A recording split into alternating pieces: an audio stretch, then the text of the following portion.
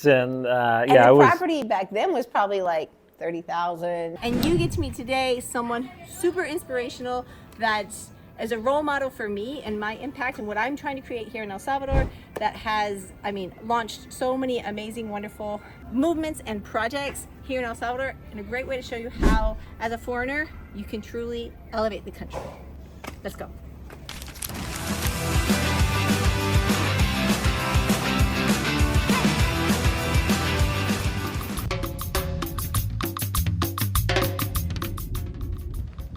Welcome to Punta Mangavillas.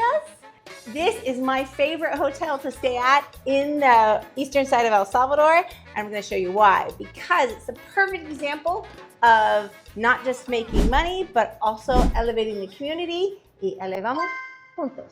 Cool, so you don't have to bring your own boards. They do rent boards. So the little casitas or the villas are all apart from each other. So you don't have to worry about noise coming in through the walls, which is a plus. Wow. So imagine you wake up in the morning to that. So this is a great little family room because you've got a double full, or is it a double queen bunk, and then a simple little bathroom. And a coffee maker. And of course a coffee maker. And of course every apartment has filtered water and a little fridge and wet bar. Just what you need.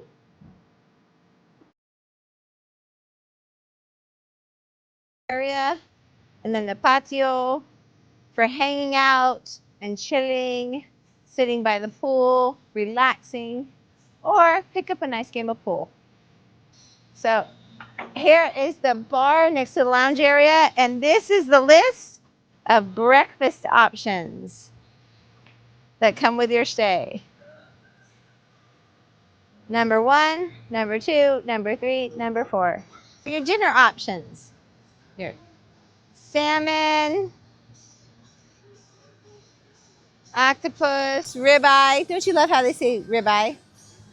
Chicken, meat. Here we go. Number 3. Ready? Surfboards go there, or messy towels, sandy stuff. Déjalo ahí. Welcome to Villa number 3.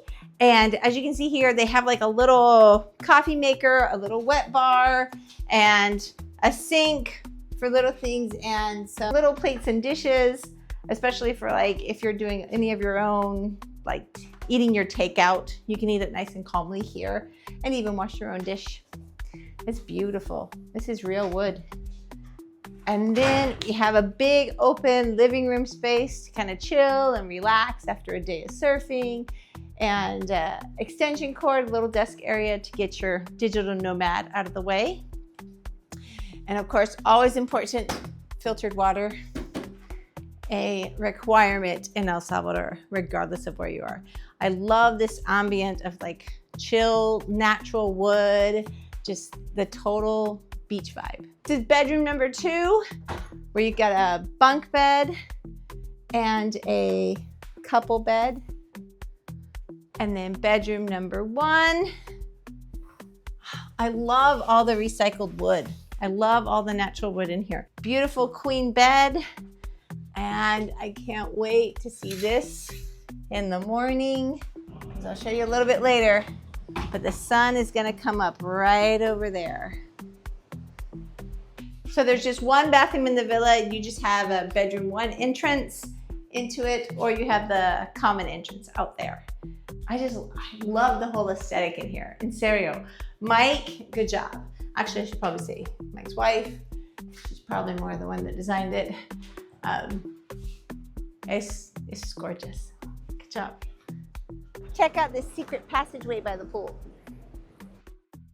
So this is villa number 4, which is like a double villa. You've got your own bar, your own outdoor lounge area, 2 hamacas, and an amazing view out to the other playa. So here's villa number 5. Come in. So this studio villa is $250 a night, And there you can see you've got a king size bed. This has much more of a full kitchen, whereas the other villas that we've seen have been more, you know, mini fridge, mini capacidad. But this actually has a full fridge, a full sink setup, dishes, chefs, even a hot plate so you can do your own cooking. And Gracie's favorite feature, it has chess. Check out this patio.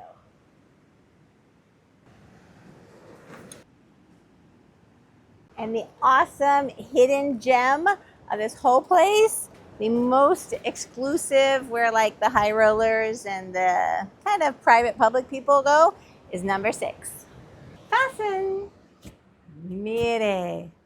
You are right out of the point, literally just over the ocean. There is nothing more private, more amazing than waking up to this. The other awesome thing about number 6 is you get your own private ocean pool, entrance and exit that nobody else has access to. Right down here. And there's your private tide pool, ocean pool. Make sure it's low tide, because at high tide, no se hace. Buenos días, mi amor. La luz estás esperando. What?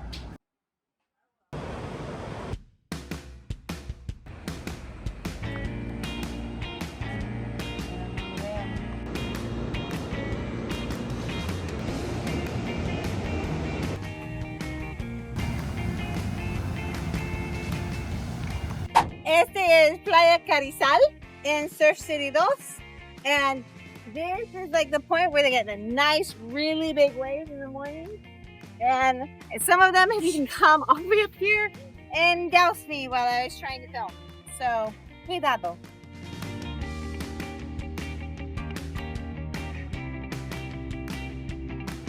Wow. Que chivo. Just make sure that after your workout, you have enough energy to climb these stairs, because there's a lot. But ahora breakfast awaits. In El Salvador, your food comes to you with plastic wrap on it. It's not a weird thing. It's a protection thing to make sure it is super fresh and that nothing has touched your food at all. I actually like it. And the reason why you want to stay here at Punta Mango Villas is because we have access to both Playa Mangos and Playa Abrojal. So this isn't as much of a surfing beach, since you got like the creme de la creme right out there at the point just past Mango.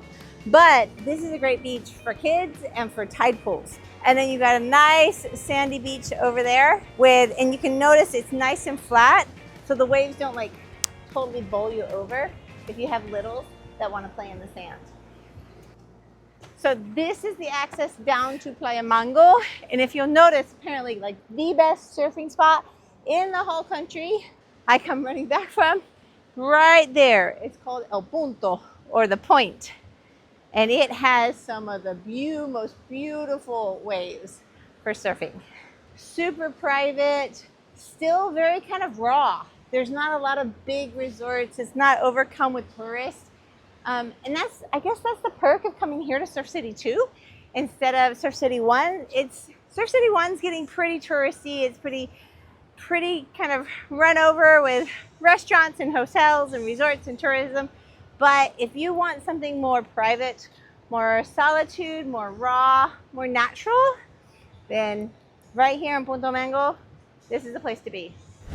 I'd like to introduce you guys once more to Mr. Mike Peterson, who is the founder of Punta Mango Villas and has known about Surf City 2 probably before the rest of the world even considered El Salvador, and has known about the awesome waves there. And he has done massive, just charitable work, massive impact work in El Salvador. He inspires me all the time in my work that I am trying to do here with the youth of El Salvador. And so that's why I'm super excited for him to tell us a little bit about this project and why he started it and what it's doing to impact the community in Punta Mango. So, Mr. Mike, When was the first time you even went down to Punta Mango? I think the first time we went down Punta Mango was about 2010, I'm guessing. I think it was about 2010.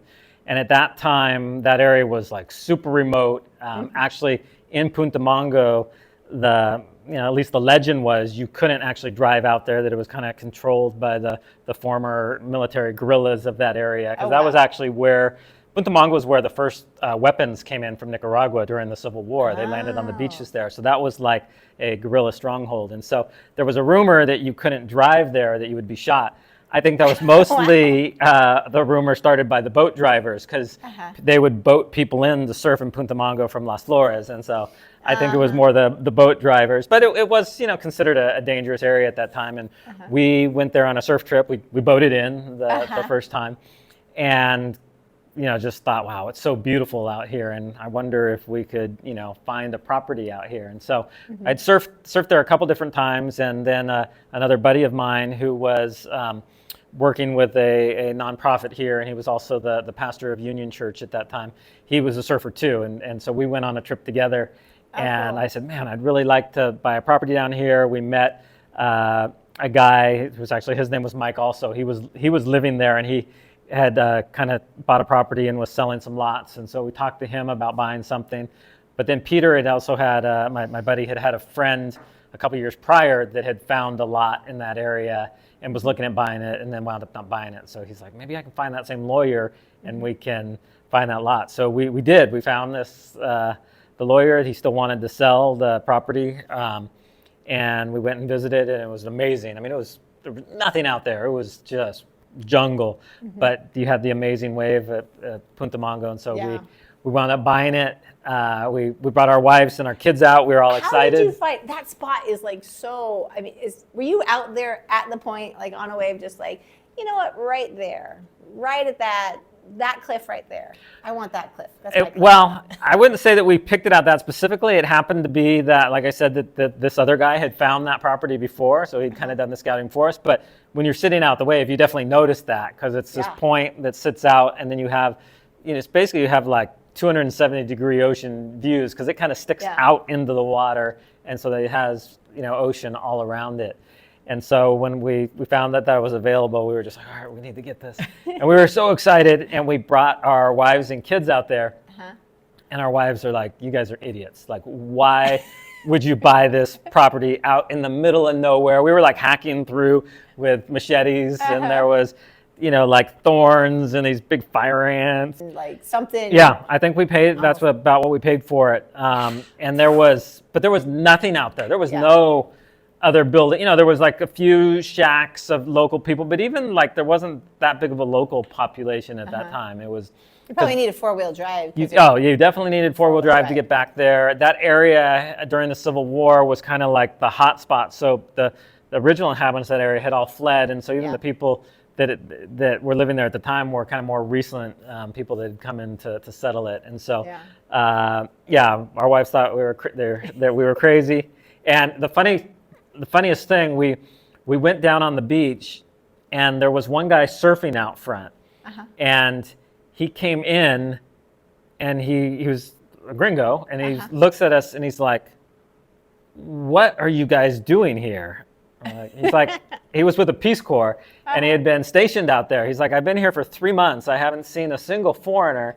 And then both your families show up, and you got umbrellas and beach towels on the beach, and he was like, he was kind of blown away by it. So is this like tourists here? It was. He was definitely shocked, and so.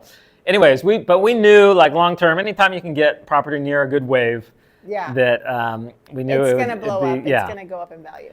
And it was just so, originally we set up like a very small little, house there, and we would kind of use it for our personal, we'd go out there on surf trips and just kind of a time to get away.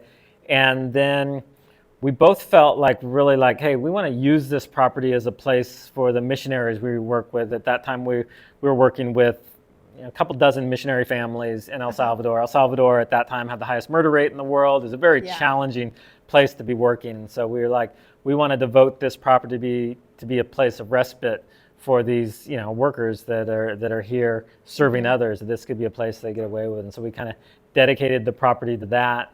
And definitely it's got the safety factor, because if you are worried about being attacked or anything like that, if you're out there on the point, there's only one way they can come get you. Yeah. And so.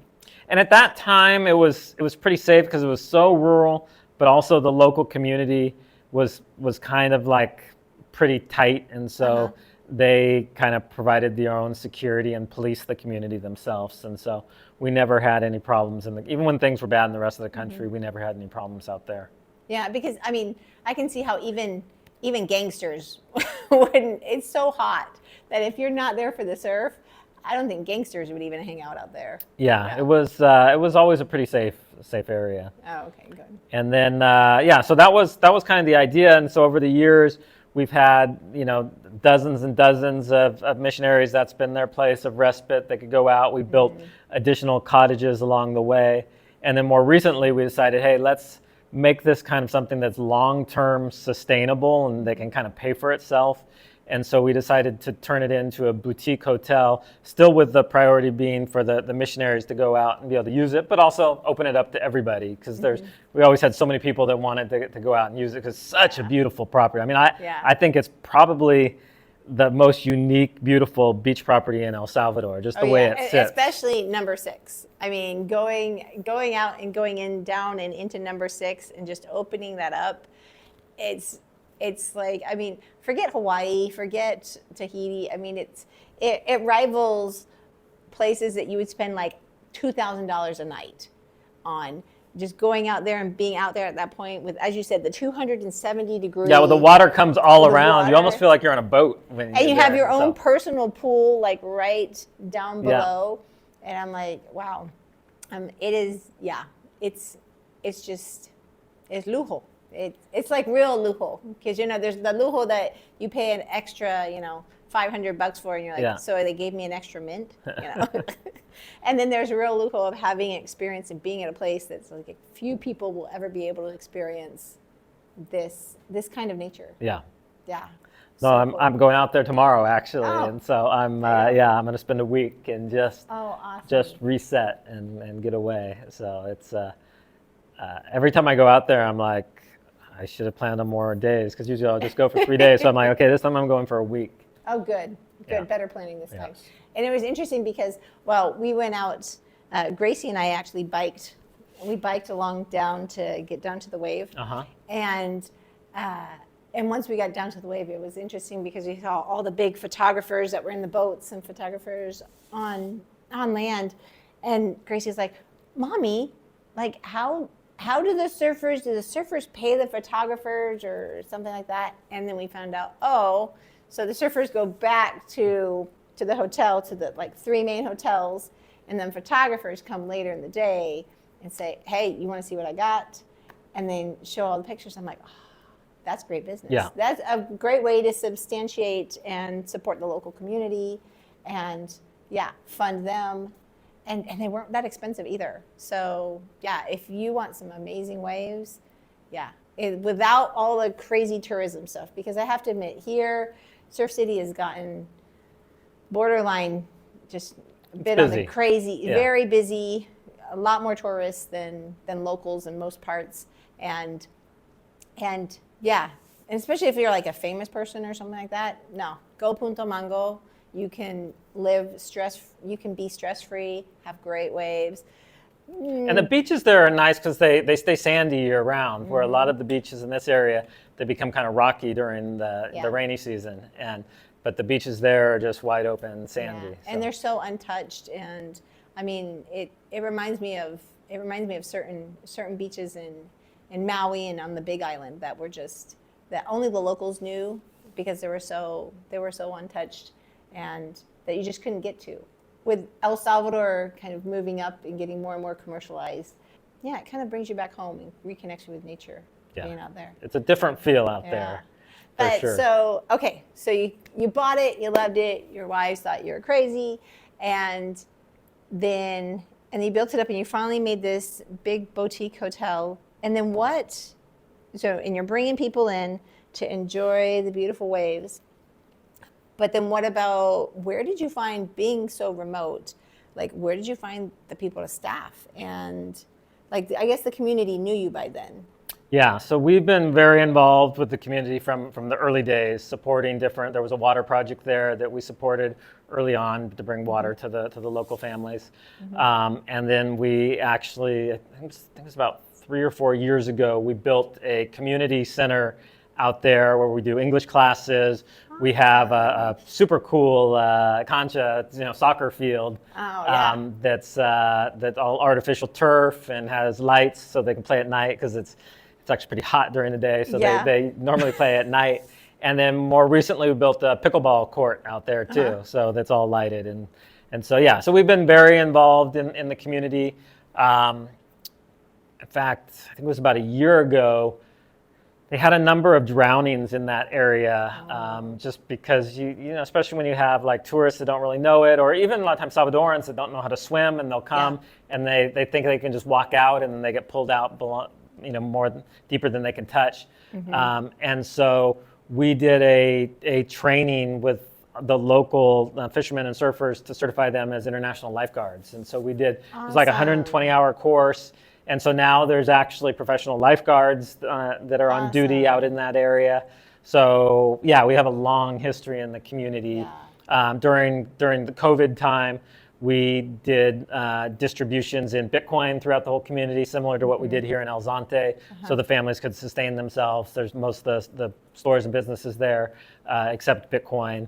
And so they've participated in that and Bitcoin education. So yeah, we have deep roots in that area. But what I love about that is, and it's funny that you said that, because we just, well, I don't put it out in this channel, since this channel is about foreigners. But I don't know if you heard, but there was recently a drowning in San Blas. Oh, really? Of a kid in San Blas, a 15-year-old. And so we, on my TikTok channel, which is directed towards Salvadorans and all in Spanish, we started a new series called Salvas Vidas. And because of the drowning, because I was out there walking with my daughter when it was 2 days before they finally found this young kid, and it was en serio me quebré. Like, it was so hard to see the parents identifying him, and I just thought, and what I like about what you did there, you took a situation and you said, okay, what does this community need? Not what do I think this community needs, but you go to the community and say, like, what do you guys want? What do you think you need? And so I went kind of like you. That's ironic that's so awesome that you made everybody certified lifeguards, because I went to, after that and seeing those parents, I was like, I feel so badly for those parents, but I so don't want to be one of them. Yeah. But I mean, the waves here in El Salvador are no joke. They are. No, the currents and the heaviness of the amount of water moving around. They're no joke, yeah. And so we're doing it all in Spanish because most of the drownings are Salvadorans. Yeah. No, there's been a long history in El Salvador of lives, several hundred lives being lost every year. And I don't know if you know this, but we actually started the first lifeguard program in El Zonte. And so during, it was actually post-COVID, but still during the COVID time, we did the first lifeguard program, and we had lifeguards that went through that same, it's like a 120-hour course. I think we had 80 that went through the first one. And then we were paying them in Bitcoin at all the local beaches. I think we had 6 beaches that they were patrolling. And the federal government wound up taking over that course and actually hiring these lifeguards and making them, Salvadoran, and they're now employees of the El Salvador government, and which was our goal. We couldn't sustain it long term, but our goal was hey, let's get this up off the ground and then kind of hand it over.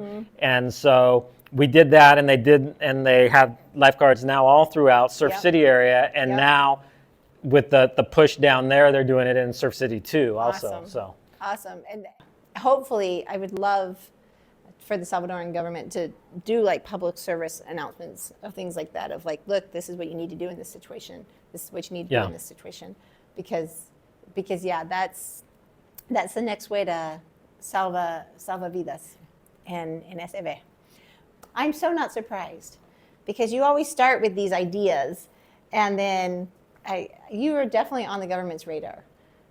Because you always Yeah. start with these ideas, and all of a sudden it comes like, what's Mike doing now? And the government comes in and says, like, let's run with this. No, they're very responsive, and I think that they understand that there's been as we would meet with them, we have a good relationship with the Minister of Tourism, as we're like, hey, if you're going to be focused on the beaches and promoting tourism, you need to have the safety to go along with it, and so they understand that. They're very smart, and but a lot of times it's just a little help to get something up and running, and kind of show the proof of concept, show the traction, and then it goes. Yeah. Awesome. Awesome. Well, I have to tell you that Punta Mango looks gorgeous now. Last question is, for other people that are thinking about coming down to El Salvador and would like to, as we say in our company, investigate, relocate, integrate, and elevate, especially elevate, what are your tips for the best ways to, not be a colonizer and to elevate and create positive impact?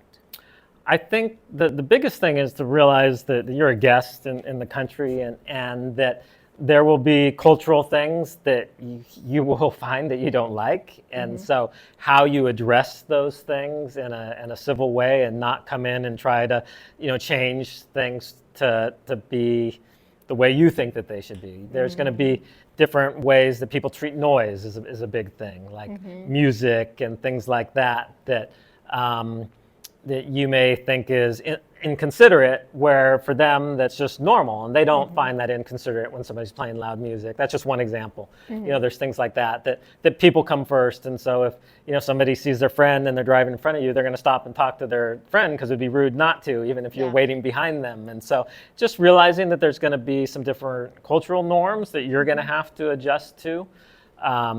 But then within that, realize just how welcoming the Salvadoran people are. Like if you put yourself out there, if you try to speak Spanish with them, they won't care if you don't get it right. No. They'll just be very gracious. Everybody greets each other here everywhere. That's the first thing you do when you walk into a room, even if you don't know the people, you greet them. And so small talk is important in El Salvador. Yeah. And my things are directness very relational. My directness has gotten me in trouble. Yeah. No, me too. And I still struggle with that. I'm always like, get things done. And so I'll start rattling off, and they're like, hello, Mike, how are you doing today? And I'm like, okay, that's right. We got to do this first. Yep. So, but I like that. I like the fact that they have time for each other. And so, I think just coming in and realizing that things are going to be different, but embracing that, and then just finding a way that you can kind of plug in, that you can give back to the community. Yeah. So true. So if you are considering about El Salvador and what future it might play with you, please check out Living Like Local, our website. We have investigation tours where you can come and get all those culture shocks hit right at you to know with certainty yes or no to El Salvador. And if you're ready to go, check out our legal services and our concierge service, where we can save you massive time, money, and more than anything else, the cultural integration that Mike talked about. That I think we are the only people that really focus on helping you understand and get integrated into the culture and soften your mindset so you can be more accepting and have greater impact and the smoothest transition possible. And that's it from us. I am Jenny Adi, shining my light so you can shine yours, coming from Bitcoin Beach podcast studio, but through Punta Mango Villas in Punta Mango, El Salvador. We'll see you guys next week. Awesome.